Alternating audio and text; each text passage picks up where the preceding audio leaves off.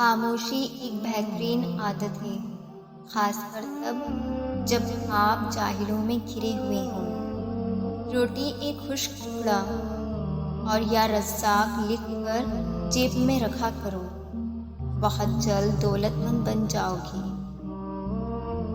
صبر کی ایک بات بہت اچھی ہے، جب آ جاتا ہے تو کسی چیز کی طلب نہیں رہتی۔ جب دنیا والے تمہیں گھٹنے ٹیکنے پر مجبور کر دیں تو یہی بہترین وقت ہے سجدے کا۔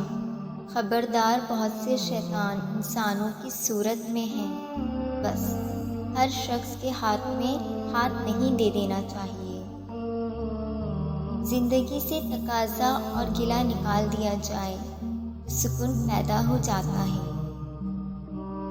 جس نے موت کا راز جان لیا وہ زندگی کے انقلابات سے متاثر نہیں ہوتا، اور جس نے زندگی کا راز جان لیا اس کو موت کی کار فرمائیاں مایوس نہیں کر سکتی۔